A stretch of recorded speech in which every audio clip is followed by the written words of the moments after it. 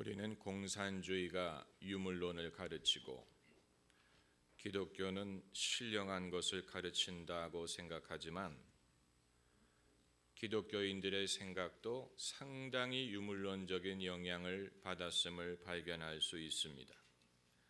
그 증거는 축복의 척도를 물질로 본다는 사실입니다.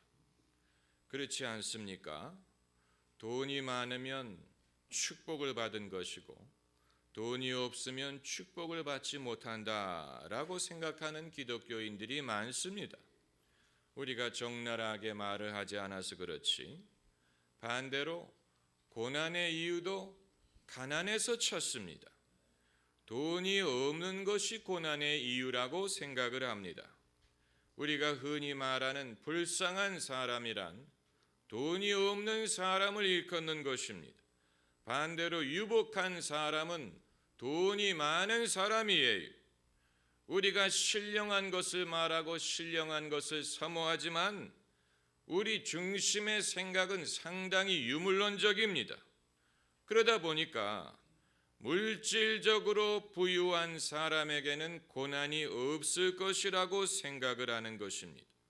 어른들이 젊은이들에게 흔히 하는 말이 우리가 너희 나이였을 때는 먹을 것도 없고 학용품도 없어서 고생을 많이 했는데 너희들은 풍족한 시대에 살고 있음에도 불구하고 왜 고마워할 줄 모르느냐, 이런 말이 아닙니까? 풍족한 시대에 살고 있기 때문에 젊은이들에게 고민이나 아픔이 없을 것이라고 생각을 하는데 그것 역시 유물론적인 생각인 것입니다. 사람이 떡으로만 살 수 있는 것이 아니고 사람의 생명이 소유의 넉넉함에 있는 것이 아니에요. 물질적인 풍요함이 인간의 모든 문제를 해결해 주는 것이 아닙니다. 예수님도 이것을 누누이 말씀하셨지만 우리는 쉽게 깨닫지를 못하는 것입니다. 왜 우리는 연예인이라든가 억만장자라든가 스포츠 스타들을 동경하고 그들의 삶이 우리와 다를 것이라고 생각합니까? TV든 신문이든 잡지든 유명 연예인들 사진과 기사를 앞다투어 싣고 그들이 어떤 옷을 입고 어디에 살고 어떤 차를 타고 다니느냐, 이것을 호기심을 갖고 쳐다보게 하지 않습니까? 파파라치들이 그런 호기심을 충족시켜 주지 않습니까? 멀리서 유명인들의 사진을 찍고 휴가 가는 모습, 레스토랑에서 나오는 모습을 찍어가지고 신문에 올립니다. 그들이 하는 일은 다 행복해 보이고 그들이 입는 옷은 다 좋아 보이고 그들의 삶은 다 신비해 보입니다. 영화 악마는 프라다를 입는다의 클라이맥스는 주인공 앤 해더웨이가 우연히 메릴 스트립의 집에 갔다가 메릴 스트립의 흐트러진 모습을 보는 장면이에요. 평소에는 나는 새도 떨어뜨릴 것 같았던 메릴 스트립이 우울하고 불행하고 고독해하는 장면을 목격하면서 관객은 카타르시스를 느끼는 것입니다. 아, 저런 성공한 사람도 저런 유명한 부자도 나와 같이 외롭고 불행한 순간이 있구나. 그들을 부러워할 것이 아니구나. 마치 무슨 큰 발견이라도 한 것처럼 전혀 새삼스러운 일이 아닌데도 불구하고 우리는 그들이 우리와 다를 줄로 생각했기 때문에 그런 일에 놀라는 것입니다. 프리티 워먼이라는 노래가 있지요. 그 노래 가사를 보면 길에 걸어가는 아름다운 여성을 쳐다보는 남자의 심리를 노래했습니다. 저 여자의 이름이 뭘까? 날 좀 봐주었으면. 그러면서 그 가사에 어떤 말이 등장하냐면 당신도 나처럼 외롭습니까? 이런 가사가 등장합니다. 남자들의 편견과 미련함을 보여주는 것입니다. 남자들은 여자가 아름다우면 다 행복할 것이라고 생각하고 다 부유할 것이라고 생각하고 마음도 착할 것이라고 생각합니다. 이건 편견이요 착각이에요. 수년 전 신문을 보니까 프랑스의 어느 교통경찰이 과속하는 차를 잡았는데 창문을 내리라 하고 보니까 운전자가 유명한 가수 에릭 클랩턴이었어요. 에릭 클랩턴이 영국인이기 때문에 그냥 티켓을 끊어주고 보낼 수가 없고 그 자리에서 현금으로 벌금을 내야 했습니다. 그래서 에릭 클랩턴이 현금으로 내는 벌금을 교통경찰이 받고 그리고서는 사인을 부탁했다고 합니다. 먼저 돈부터 받고 그리고 나서는 민간인의 자격으로 사인을 부탁했다는 말인데, 모르긴 몰라도 예수님은 누구를 만나시든 그 사람이 부자든 유명한 사람이든 아름다운 사람이든 그 사람이 누구든 간에 그들의 외적인 명성, 지위에 감탄하지 않았고 예수님은 어느 누구를 만나도 사인을 부탁하셨을 것 같지 않습니다. 당신을 만나서 영광입니다, 이런 말씀을 하셨을 것 같지 않아요. 만일 예수님이 그러셨다면 그들의 영혼을 들여다보지 못했을 것입니다. 예수께서는 사람을 외모로 취해서 외적인 모습에 감탄한다든가 부러워하지 않았습니다. 예수님은 인간의 영혼을 들여다보시고 중심을 보셨습니다. 그래서 만난 사람이 누구든 남자든 여자든 부자든 가난한 사람이든 지위와 상관이 없이 그들의 영혼의 필요를 간파하셨으리라고 봅니다. 그렇기 때문에 예수님은 너에게 5 남편이 있었으나 지금 있는 남자는 내 남편이 아니니라, 이런 말씀을 하실 수가 있었고, 처음 만나는 사람에게 내가 너에게 말하노니 내가 거듭나지 않으면 하나님 나라에 들어갈 수 없다, 이런 식의 말씀을 하실 수가 있었던 것입니다. 왜냐하면 모든 사람은 똑같아요. 사람이 입는 옷은 다를 수가 있고 사는 집, 타는 자동차는 다를 수가 있지만 사람은 다 똑같은 사람이에요. 케네디가 말했듯이 인간의 공통점은 다 지구상에 산다는 것이고 똑같은 공기를 마신다는 것이고 자녀의 미래를 소망한다는 것이고 그리고 다 죽을 수밖에 없는 운명이라는 것입니다. 여기에서 성경 말씀을 추구한다면 모든 인간은 다 죄인이고 모두 하나님의 심판대 앞에 서게 될 것이고 우리는 모두 예수님이 필요하다는 사실입니다. 우리가 이 사실을 알지 못하면 사람들의 영혼을 도와줄 수가 없습니다. 만일 겉으로 나타나는 외모에 위축이 된다든가 압도가 된다든가 기가 죽으면 그들의 팬이 될 수는 있고 그들을 시샘할 수는 있지만 그들의 목자가 되줄 수가 없고 그들의 영혼의 불쌍함을 알 수 없고 그들의 영혼을 구원해 줄 수가 없는 것입니다. 우리는 이러한 선입관으로부터 자유해져야 됩니다. 우리에게는 많은 선입관이 있습니다. 세상은 우리에게 선입관을 주입합니다. 선입관은 편견이에요. 남은 나와 다를 것이다, 이건 편견입니다. 부자는 나와 다를 것이다, 유명인은 나와 다를 것이다, 편견이에요. 외국인은 나와 다를 것이다. 국내에 거주하는 외국인이 100만 명이 넘지만 우리는 여전히 그렇게 생각하지 않습니까?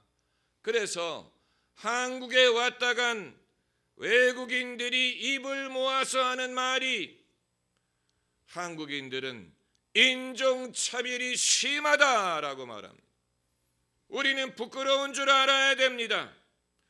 한국을 찾았던 많은 외국인들이 상처를 받고 돌아갑니다. 우리는 서구 문명을 동경한다고 말하지만 동시에 배타적인 민족이에요. 신앙적으로도 마찬가지입니다. 남은 나처럼 예수님을 믿지 않을 것이다. 남들은 나처럼 주님을 필요로 하지 않을 것이다 라는 생각도 편견입니다. 저희 교회가 처음 시작했을 때 전교인 신앙 수련회를 가진 적이 있었는데 교인 중에 사회적인 지명도가 있는 분이 참석해서 박수를 치면서 찬양하는 것을 누가 보고 신기하게 생각하더라고요. 저런 분도 박수를 치며 찬양을 하는구나. 저런 분이라는 것은 없습니다. 두 손이 있으면 누구든지 박수를 칠 수 있습니다. 손이 하나가 없으면 문제가 있지만 사람이 두 손이 있는데 누구는 박수 치며 찬양하고 누구는 그런 걸 하지 못하라는 법이 어디 있습니까? 그 생각 자체가 편견이에요. 제가 처음 전도사가 됐을 때 저를 신기하게 생각하는 사람들이 있었어요. 아, 저 친구는 아이빌리그를 나왔는데 방언을 하고 예언을 하고 손뼉치며 찬양하는 게 신기하다. Why not? 사람이 하나님의 은혜를 받는데 무슨 차별이 있습니까? 제가 뉴욕에서 다니던 어느 외국 교회의 한 자매는 남자가 우는 모습을 볼 때마다 그것이 치유가 된다고 말했어요. 얼마나 남자가 자기 감정을 표현하는 것을 보지 못했으면 남자가 우는 장면을 볼 때 그것이 치유가 되겠습니까? 우리 모두는 이처럼 뿌리 깊은 선입관과 편견을 갖고 있습니다. 그것이 우리에게 손해가 됩니다. 인생을 제대로 바라보는 데 장애물이 되고 사람을 이해하는 데 장애물이 돼서 우리 스스로가 사람을 어려워하고 기가 죽고 접근하기를 두려워하고 사람들에게 마음을 열지 못하고 늘 편견과 시샘과 두려움을 갖고 사는 것은 그 사람에게 문제가 있는 것이 아니고 내 자신이 편견과 선입관이 나로 하여금 두렵게 만드는 것이고 그것이 믿음을 갖는 것을 가로막는 것입니다. 믿음을 키우기 위해서는 우리의 편견부터 버려야 됩니다. 베드로가 이방인의 집에 가서 복음을 전하기 전에 먼저 자신의 편견부터 버려야 했습니다. 이방인에 대한 편견을 버리고 나서야 그 집에 가서 복음을 전하고 성령이 이방인에게 역사하시기를 유대인에게 역사하신 것과 같이 하는 것을 볼 수가 있었던 것입니다. 우리가 하나님의 역사를 더 많이 경험하지 못하는 이유는 우리의 편견이 믿음을 방해하기 때문에 그런 것입니다. 세상은 넓고 할 일이 많다고 했지만 편견에 사로잡혀 있는 한 세상은 여전히 좁고 할 일은 없는 것입니다. 우리가 외국인에 대한 편견, 부자에 대한 편견이 있는 것뿐만이 아니고 남자에 대한 편견이 있습니다. 여자가 남자보다도 더 잘 믿으리라고 생각합니다. 여자가 남자보다도 더 열심히 믿을 것이라고 생각합니다. 여자가 남자보다도 더 뜨거우리라고 생각합니다. 그것보다 더 큰 편견은 없습니다. 만일 그게 사실이라면 예수님은 여자들을 제자로 삼으셨을 것입니다. 기독교의 교부들은 교부가 아니고 교모가 되었을 것입니다. 그러나 예수님은 남자들을 불러서 제자로 삼으셨고, 처음 순교한 사람, 처음 헌신한 사람들이 전부 다 남자들이었습니다. 남자가 여자보다도 못 믿는다는 법이 없습니다. 신앙을 표현하는 스타일은 다를 수가 있겠지만 남자든 여자든 차별이 없습니다. 이것은 우리의 선입관에서 비롯되는 것입니다. 이슬람을 보면 이슬람은 철저하게 남자 중심의 종교예요. 기독교인들이 남자에 대해서 갖고 있는 편견이 올무가 되는 것입니다. 왜 아버지가 자녀를 위해서 기도할 수 없으리라고 생각합니까? 왜 자녀를 교회로 데리고 오는 것은 어머니의 몫이라고 생각합니까? 왜 자녀를 위해 기도하는 것은 어머니의 몫이라고 생각합니까? 오늘 본문을 보세요. 이 아들을 예수님께 데리고 온 사람은 그 아버지의, 어머니는 어디 있는지 알 수 없지만 어머니만이 자식을 예수님께 데리고 오라는 법이 없습니다. 어머니가 못하면 아버지가 하는 것이고, 아버지가 못하면 어머니가 하는 것이고, 어머니도 아버지도 못하면 할머니 할아버지라도 해야 되는 것이고, 하는 사람이 임자에 반드시 누가 해야 되는 것이 아니에요. 아버지라도 아들을 예수님께로 데리고 오니 망정이지, 데리고 올 사람이 없는 사람이 불행한 것입니다. 여러분, 나는 아버지이기 때문에 엄마가 기도하면 된다. 이것은 편견이요, 불신입니다. 우리의 편견은 불신을 낳고 하나님의 역사를 제한하고 우리 자신에게 손해가 됩니다. 우리 자신의 삶을 스스로 제한합니다. 나는 남자이기 때문에, 나는 점잖은 어른이기 때문에, 나는 체면이 있기 때문에, 나는 이름이 알려졌기 때문에 사람은 스스로를 제한합니다. 예수님이 말씀하신 날마다 자기를 부인한다는 말은 이런 면으로 해석해야 되는 것입니다. 내가 나에 대하여 한계를 둔 것, 내가 나에 대하여 갖고 있는 선입관, 이것부터 부인해야 됩니다. 내가 지위가 있으면 얼마나 있고, 내가 지켜야 될 체면이 있다면 얼마나 있습니까? 그건 인생의 중요한 일에 비교하면 아무것도 아니에요. 허영에 불과합니다. 정말로 중요한 것이 무엇인지를 알 수 있다면 그 이후의 것은 헛된 줄 알고 버릴 수 있어야 됩니다. 그것이 잘 믿는 사람이, 헛된 줄 알고 버릴 수 있는 사람, 그 사람이 용기 있는 사람이에요. 그 사람이 하나님의 영광을 경험할 수가 있는 것입니다. 오늘 본문에 이 아버지가, 어머니는 어디 있는지 알 수 없지만 아버지가 자기 아들의 손을 잡고 예수님께 데리고 왔습니다. 아버지의 재력, 아버지의 인맥, 아버지의 지식, 이것으로 도울 수 없다면 예수님께 데리고 와야 되는 것입니다. 우리는 자식을 잘 먹이고 교육을 잘 시키면 문제가 해결될 줄로 생각하지만 인간에게는 물질로 해결할 수 없는 근본적인 문제가 있습니다.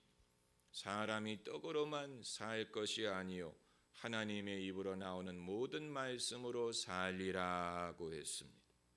자식이 철이 들면 해결이 되겠지, 철이 들어서 해결되는 문제도 있지만 그때까지 기다릴 수 없는 문제도 있습니다.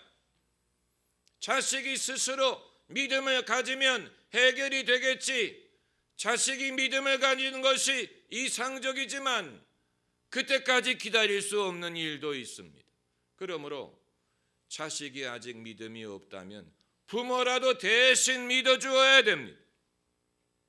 그렇기 때문에 본문에서 예수님은 아버지의 믿음부터 챙기지 않습니까? 할 수 있거든이 무슨 말이냐? 믿는 자에게는 능치 못할 일이 없느니라. 이 말씀은 그 아이에게 하신 말씀이 아니고 아버지에게 하신 말씀이에요. 병든 것은 그 아들이지만 그 아버지가 먼저 할 수 있거든이 무슨 말이냐? 믿는 자에게는 능치 못할 일이 없다는 사실을 깨달아야 될 필요가 있었던 것입니다. 예수께서는 먼저 아버지의 믿음을 세우시고 그 다음에 그 자식을 고쳐주셨어요. 가정의 치유, 자녀의 문제 해결은 함께 치유를 받아야 되는 면이 많이 있습니다. 그럼 이 아이처럼 예수님께 데리고 올 아버지가 없는 사람은 어떻게 하라는 얘기냐? 불공평한 것이 아니냐? 여러분, 불공평한 것이 하나 둘입니까? 누군가가 나를 예수님께 데리고 갈 수 있다면 그것이 축복이에요. 여러분 중에 나는 아무도 나를 데리고 오지 않았는데 내가 스스로 예수님께 나왔다. 위대한 것입니다. 그러나 그런 사람은 극히 드뭅니다. 누군가가 데리고 나와야 되고 관심을 가져야 되고 그 영혼을 불쌍히 여겨야 됩니다. 누군가가 사랑을 해야 됩니다. 그리고 그 사람을 위해서 기도해야 됩니다. 그것이 없이 주님께 나올 수 있는 사람은 아무도 없어요. 영국의 어느 청년이 사형을 당해서 이제 땅에 묻게 됐는데 스펄전 목사가 설교를 맡게 되었다고 합니다. 사형수의 장례식에서 무슨 설교를 하면 되겠습니까? 스펄전이 깊이 생각하다가 이렇게 설교를 시작했다고 합니다. 이 청년에게 기도하는 어머니가 있었다면 이런 일은 일어나지 않았을 것이다. 이것은 냉혹한 말이에요. 그러나 사실입니다. 누군가가, 다시 말하면 사람은 의인이 없습니다. 처음부터 착한 것이 아니고 사람이 처음부터 의로운 것이 아닙니다. 내버려두면 다 탕자처럼 되었을 것입니다. 누군가가 관심을 갖고 누군가가 기도해주고 누군가가 우리를 예수님께 데리고 오지 않으면 우리는 다 탕자처럼 됩니다. 인간은 언덕 위에 놓여있는 수레와도 같아서 내버려두면 골짜기로 굴러떨어진다 그랬어요. 수레와도 같아 다 굴러떨어지게 돼 있어요. 누군가가 붙잡아 주어야 됩니다. 누군가가 관심을 가져줘야 됩니다. 누군가가 우리를 예수님께 데리고 와야 됩니다. 그래서 사람이 스스로 구원을 받을 수 없었기 때문에 하나님이 예수님을 보내신 것이고 또 성령을 보내신 것이고 교회를 세우신 것이고 우리가 형제자매가 되게 하신 것입니다. 이 아버지의 말을 유념해야 됩니다. 이 아버지가 말하기를 내 아이를 불쌍히 여겨달라고 말하지 않고 우리를 불쌍히 여겨달라고 했어요. 우리, 내 아들이 아니고 우리를 불쌍히 여겨달라고 했습니다. 아버지가 병든 게 아니지만 자식의 병은 아버지의 병이요 자식의 아픔은 아버지의 아픔이기 때문에 우리를 도와달라고 한 것입니다. 예수님은 이 아버지도 도우시고 그 아들도 도우셨습니다. 예수님께 나온 사람은 결코 빈손으로 돌아가지 않습니다. 제자들이 할 수 없는 것을 예수님이 하셨어요. 결국은 우리가 교회도 나가고 목사의 설교도 듣고 기도도 받는 것이지만 우리를 구원하는 것은 예수 그리스도입니다. 예수 앞에 나오면 모든 죄 사하고 주의 품에 안기어 편히 쉬리라. 예수 앞에 나오면 흰옷을 입으며 밝고 빛난 내 집에 길이 살리라. 할렐루야. 기도하십시다.